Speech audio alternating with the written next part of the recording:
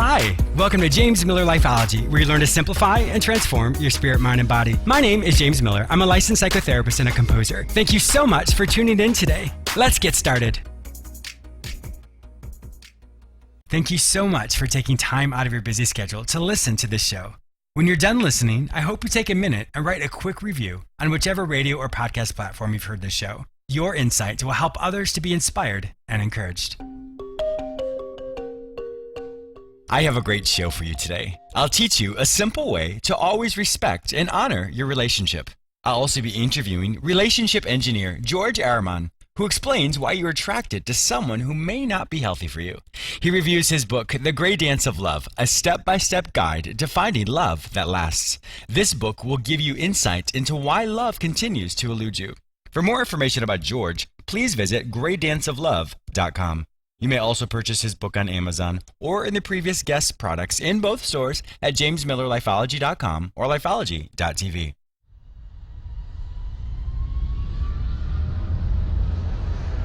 I have some exciting news. Did you know that I'm on the radio 3 times a week? You may hear me on the same station on Tuesdays at 1:30 p.m., Fridays at 9:30 a.m., and Saturday at 12:30 p.m.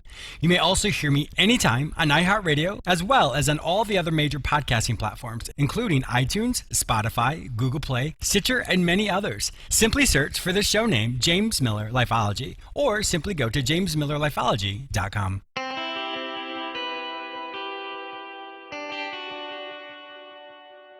Are you struggling to find your purpose? Has mediocrity set in and you can't imagine doing the same thing for the rest of your life? Are your relationships struggling or you aren't sure how to make long-lasting changes? Then contact me, James Miller. I will help you recognize the areas in your life that are going really well, and then we will look at the areas in which you're struggling. We will create actionable solutions to help you create long-lasting changes. You don't have to do this alone. Go to my website, jamesmillerlifeology.com, and click on the page Work with James. Fill out that form, and it will be sent directly to me. Don't let another day go by without finding your way. Your change can start today. Once again, go to jamesmillerlifeology.com and click on the page Work with James. Fill out that form to get started today.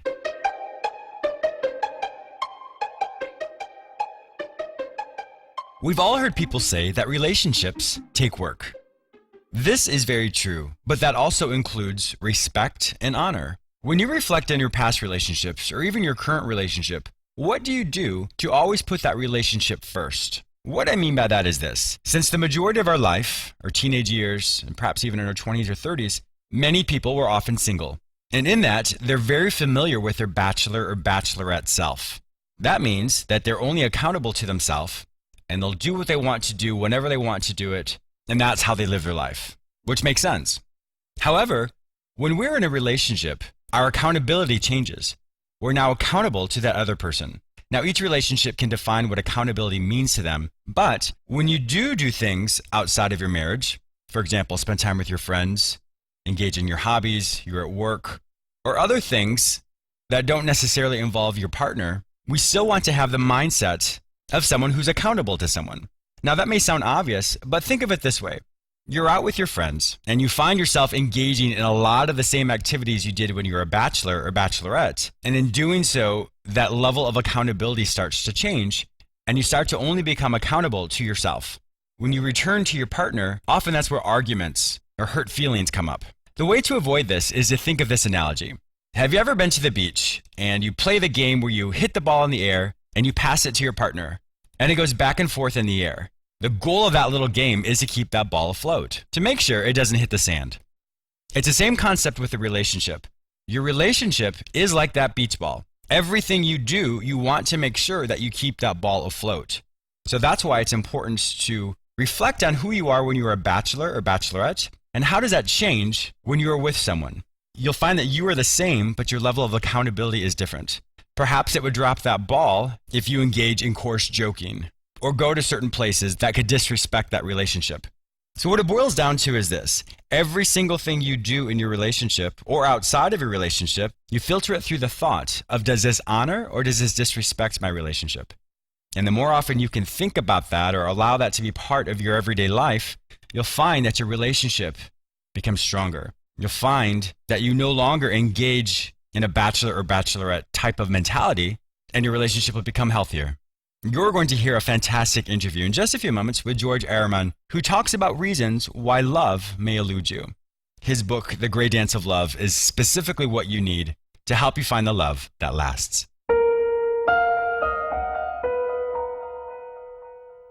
I wanted to take just a quick moment to thank you all who continually support and listen to James Miller Lifeology. I have been so blessed and honored by your continual support. However, I want to make sure that you don't miss out on anything exciting that's happening over here. So go to jamesmillerlifeology.com or lifeology.tv and sign up for the free weekly recap. Each week, I will send you an email which has all the latest radio episodes, YouTube episodes, magazine articles, and self-help products specifically for you. Once again, go to jamesmillerlifeology.com or lifeology.tv and sign up for the free weekly recap. My guest today is George Araman, who explains why you are attracted to someone who may not be healthy for you. He reviews his book, The Great Dance of Love, a step-by-step guide to finding love that lasts. This book will give you the insight into why love continues to elude you. Welcome to my show, George. Hi, James. Thank you for this wonderful introduction. I am looking forward to this. I know as soon as my listeners heard the name of your book or heard the intro, they're like, oh my gosh, I definitely have to hear the show. Now, you were also in this predicament where you were attracted to someone that wasn't the healthiest for you. Why don't you walk us through what happened with you? Sure, with pleasure. So actually, 3 years ago, I have been friend-zoned by my ex-best friend, and I really wanted to find a solution. I couldn't understand why she actually loved me, but she wasn't in love with me. We've all been there. So I actually, after 1 or 2 weeks of mourning, I said, okay, I've been into the personal development world for quite some time. It's time for me to find a solution on my own. Mm-hmm. So I read more than 200 books, more than 1,200 plus articles. Wow. I did an in-depth experiment to prove that my theories are right, and I put it all inside the book. Wow. Okay. Well, let's jump into the book in just a second. So what happened when you realized that you were in this friend zone? Is that something, were you able to keep your friendship? Were you able to move it forward? What happened? Yes, actually, what happened is with my ex-best friend was actually a bit different because I wanted to test things differently. So what I did during my experiments, I did test it with a couple of friends and other people to prove that actually I could create attraction with anyone, anywhere, anytime. Oh. And I actually did that. Oh, so, okay. Well, I'm looking after, to this. Yeah, it was really amazing because after like a month or two, like I did tell them I'm doing an experiment and please let me know if it becomes uncomfortable. So after a month or so, they were like, George, either we start dating or we have to stop. So I'm like, yeah, okay. Right, there we go. That's what I'm talking about. That's hysterical, George. I love it. So in your book, The Great Dance of Love, you actually have 8 different what you call love potions. Why don't you tell us what those are? Mm-hmm. Sure. So actually, in the book, I also talk about 8 characters, and here's why I'm going to talk about a little bit about the characters before I talk about the 8 potions. It's because each potion is actually made for each character. So, okay. Yes. So basically, if you go on my website, www.greatdanceoflove.com, GREYDANCEOFLOVE.com, you can soon take the personality test and discover which of the 8 relationship characters you are. Perfect. You cannot find it anywhere else in the world. It's something I've created myself, and after a lot of research. And so once you take the test, you discover which of the 8 characters you are. And so once you discover which of the 8 characters you are, then I would be able to take you on a step-by-step guide from where you are to where you want to be, and hence give you your love potion. Gotcha. Your love potion. Well, then let's talk about those characteristics. Those archetypes, rather. Okay, so in short, you have Mr. and Mrs. Bad Sparks, who are representative of the bad boy and the bad girl. They are the bad boy is actually the highly masculine man, and the bad girl is actually the highly feminine woman. Okay. They're all after the sparks, the attraction, and this is all what they crave for. They're for the short-term relationships. They don't the relationship don't last for the long term in general. Okay, that makes sense. Well, we've all experienced that. I know I've been attracted to someone that was not healthy for me, and it definitely fizzled out pretty quick. So let's jump over to the next one. I'll move on to Mr. and Mrs. Nice Mirror. So Mr. and Mrs. Nice Mirror, were originally Mr. and Mrs. Bad Sparks. Okay. But with time, as life passed over, as they grew up, as the nature and nurture started to interfere, they changed. So the man became more feminine and the woman became more masculine. Okay. And hence we have Mr. and Mrs. Nice Mirror. And this mainly started to really shift around the 60s when women started to go to work. This actually started really to tip the balance. Okay. And they're a great couple, but they're very much into a different type of polarity. They're more friends than they're lovers. They care a lot about what society thinks of them, in short. And is this more of the more independent type of person as well, who doesn't really need anybody, but they're more trying to be that successful person? The masculine woman, yes. In general, it's masculine people tend to be more independent, whereas feminine people tend to be more nurturing. Okay. And so in this case, yes, while women tend to be more independent when they're masculine, they still need the man, but in a different way. So while before a woman needed actually to be, when she was feminine, she needed the man to take care of her physical needs, where it can be, for example, finances or providing a house or being physically present. So for example, in the prehistorical times, they were like protecting them physically from danger. Now the way things have shifted is that women actually need another type of protection, emotional protection. Okay. They actually want their man to care for them emotionally. This is what they need. Okay. That makes sense. And so Mr. Nice Mirror as well, how would you define him? Mr. Nice Mirror is actually the nice guy. He's very friendly. He's a doormat also. Yes. And he tends to be a doormat. He does everything that Mrs. Nice Mirror tells him to do. So essentially, we would say of those people here in the States that they're whipped. In other words, they've been beat down so much that they just exist. They're just kind of burnt out in life. Exactly. Just do what the other person says. Yeah, that makes sense. Exactly, and they can be successful at work. They can. It is irrelevant of that. They can be successful at work, but when they come home, they are actually they are who they are. Gotcha. Okay. Yeah, that makes sense. I think we all know someone who's in both of those positions. Exactly. And so the next ones are Mr. and Mrs. Friend. Yes. So Mr. and Mrs. Friend Amore are in general the children of Mr. and Mrs. Nice Mirror, in the sense that when they grew up with a feminine father and a masculine mother. So they actually modeled them this way. And so because of that, for example, Mr. Friend Amore never knew what being masculine meant. They never know. They don't know about having, for example, their cave time. They don't know about a lot of the masculine stuff, and it's the same with women. For example, Mrs. Friend Amore is more referred to as the tomboy, the girl who actually likes to play basketball with the guys and all those sort of stuff.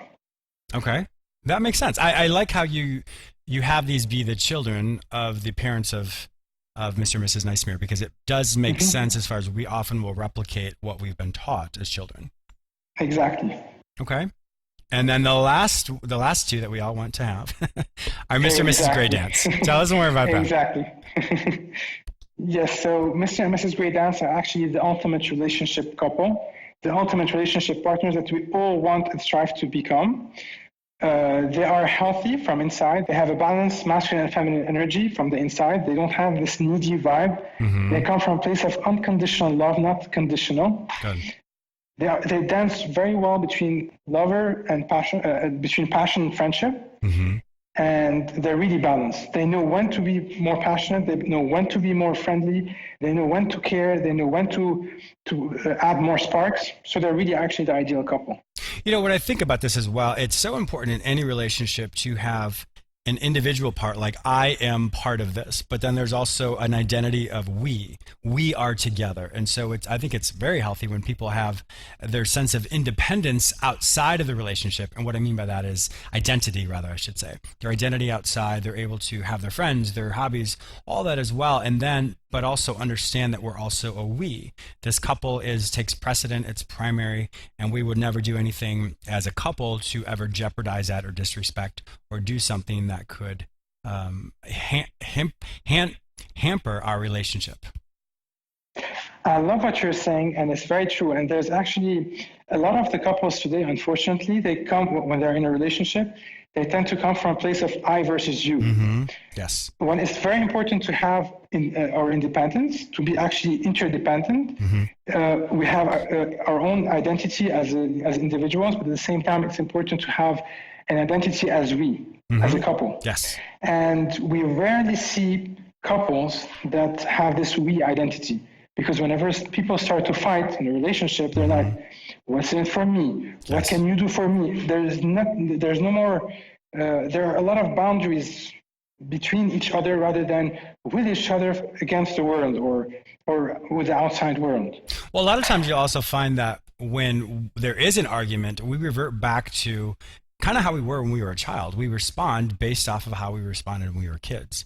And so we automatically forget that we're we, or we also forget that with a disagreement, the foundation is, well, we're going to make up. So many times people forget that and they go in their own corner and they say, I'm right, or I'm this, I'm that, and they retreat. But when we stop and think, okay, well, in just a few minutes, we're going to get beyond this. So why don't we get beyond it now, as opposed to this, silence that we have, or whatever, this revenge that some people may have as well. But the whole goal is we're both on the same team. Let's figure this out. Let's do this as a couple, as opposed to two individual people hurting who will eventually find their way back together. You brought up something very interesting, James. It's very true because we actually tend to, as you said, we tend to attract a partner to fulfill or to heal our mm-hmm. childhood, mm-hmm. because we tend to model either a relationship with one of our parents, or we want to finish it and continue and heal it completely. So we keep on attracting a certain type of people. Yes. In order to heal that part of us. And this is why, for example, in general, women tend to attract the bad boys all the time, because they have a certain characteristic that they keep on attracting, and they will keep on attracting the bad boy. They can change the faces and bodies as much as they want, but the traits are always going to be there until they heal it from inside. Yes, and when I work with a lot of patients as well, specifically if I'm working with couples or just individuals after breakups, etc., what I will often tell them is look at the common thread that was in all your significant relationships. If there was a certain emotion that was elicited in every time you got into an argument, or there was something you felt chronically in that relationship, well, then that's a replay, and that's the thread that continually is created every time a person is in a relationship. And that's something we all should take a look at as well. Beautiful. There's actually, for people who want to know more from a psychological approach of what it is George and I are talking about, there's actually a theory called the Imago theory, IMAGO. Imago theory basically talks about this, and it's the foundation for how a lot of couples can get the needs, can find the love that they want. But I'm so excited about this book as well, The Great Dance of Love, because I really like, George, how you break this down into these 8 categories. Because when we all look back on this, you've really measured or quantified these archetypes of the types of people we continually date, continually find in relationships. What would you think would be the biggest way that people can go from, after they identify who they are, to get to the Mr. and Mrs. Grey Dance character? The best way for people to, in order to reach Mr. and Mrs. Grey Dance, is actually to be whole and complete from within. Mm-hmm. And that can be done, for example, if we notice that you are more masculine, mm-hmm. to actually develop a more feminine part in ourselves, and vice versa, if we are more feminine, to develop a more masculine side. I'm going to give you an example. So, for example, if we take Mr. and Mrs. Bad Sparks, mm-hmm. or, for example, to take it more as a stereotype, Mr. and Mrs. Bad Spark are actually the cheerleader and the captain of the rugby mm-hmm. team, for example. Yeah. It's an extreme example, but we get it. We all know. We automatically can put these people. We know that you know. Exactly. So to take them there, what they need to do, the captain of the rugby team, for example, he's looking for the cheerleader because while he feels very masculine, he lacks the feminine energy inside of him. So he tends to go and look for the feminine energy outside of him into the cheerleader and vice versa. And so by looking and balancing from within, by really embracing both our masculine and feminine sides from within, this is actually when we can become more complete, more whole, and we can start dancing like Mr. and Mrs. Grey dance. Wow. Okay. And with that, is that where the 8 love potions come in? Yes. The 8 love potions are actually much deeper. So one aspect of them is about masculine and feminine, but there are other aspects as well. So this is mainly the physical chemistry aspect, but you also have others such as intellectual and emotional. So it's much further than that. Gotcha. Okay. And so in the book, it will really walk people through the specifics of how to perhaps have more masculine or feminine energy to get you to Mr. and Mrs. Grey Dance. Exactly. Can you give us one of the examples of how they could do that? Just give us a little taste of what they would read. Very simply, I can give you my example. So Sure. When I was friend zone, I was actually more feminine. So I needed to learn how to become more masculine. And so what I did one of the things I did in the experiment was I wanted to develop my presence. So because presence is actually one of the key characteristics of a masculine person.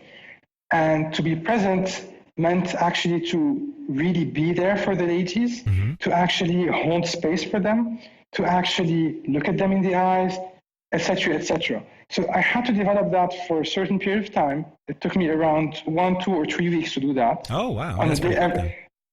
Because I used to do it every single day with a different lady, every day for around 3 weeks. So this is why it was faster than expected. So by doing that, I actually developed this presence. So I would say presence, for example, is a very important key element that we can work on. So from a neurological standpoint, what I hear you say as far as holding them or looking them in the eye, what you're creating is what's called oxytocin. Oxytocin is one of the social hormones that we all need in order to feel loved, to feel trusted, to feel an emotional connection. Is this one of the things you're talking about? Yes, indeed. And actually, thank you for mentioning that. I actually have a whole chapter on hormones and how to actually. Yes, I do talk about in the book. I do talk about love from a different standpoint, from psychology, passing by biology, chemistry, and in this chapter, I do talk how you can actually create the sparks and create more intimacy and develop deeper bonds through hormones. How by playing with the hormones we can actually do that and achieve that. I love it. One of the things I always teach my patients or teach my listeners as well is any hug that lasts longer than 20 seconds, you've automatically created a form of oxytocin, which creates an emotional intimacy. Very true. Yeah. That's great. I love the fact that your book is so complex as far as it looks at the psychology, it looks at the biology, the chemistry, the social aspects of it, and even just your own stories as well.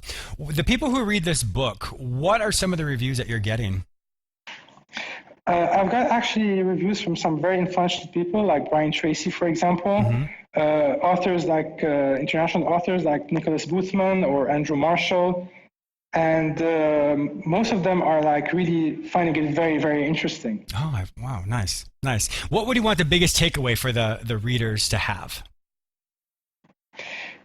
I would tell them to actually in the book, they would find a step-by-step guide from where they are to where they want to be. And it's all taken from a biology point of view. So you can, if you're more into science, you have biology, you can study that through biology.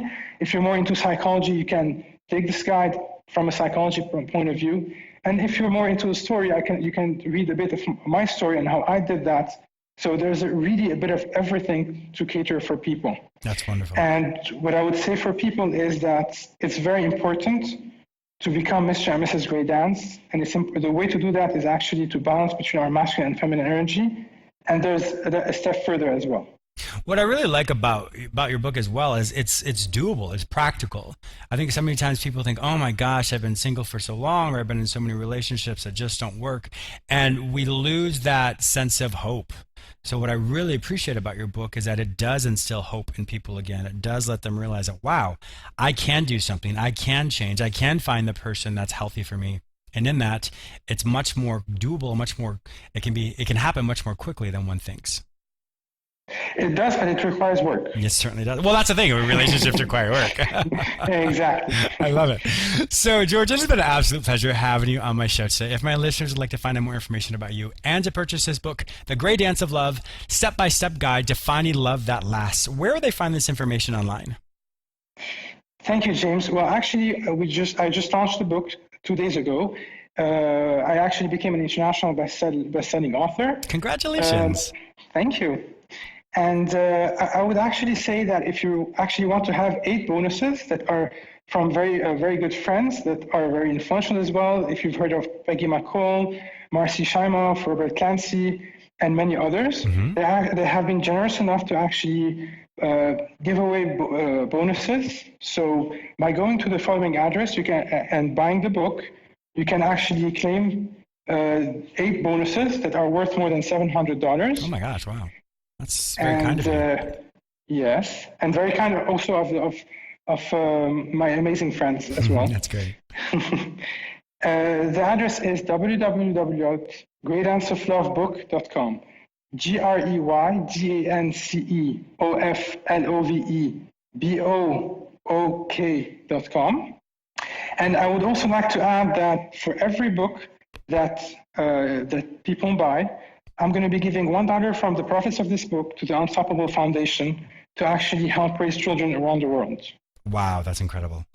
Once again, I really encourage my listeners to go to greydanceoflove.com, and in that, you definitely will be able to find the love that you seek. Once again, George, thank you so much for being a fantastic guest on my show today. I really did appreciate all your wisdom. Thank you so much, James. It was a pleasure talking to you. I also want to thank you, my listener, for tuning in today. Please subscribe to this radio show through whichever portal you join me today. Also, please go to my website where you may sign up for the free weekly recap, watch my YouTube episodes, read the articles I've written specifically for you, and purchase my previous guests' self-help products. If you'd like to work with me, be a guest on, or advertise on this show, visit jamesmillerlifeology.com. Be sure to follow me on all social media platforms under the name James Miller Lifeology, except for Twitter, which is James M. Lifeology. Once again, thank you so much for your support, and I'll talk to you soon.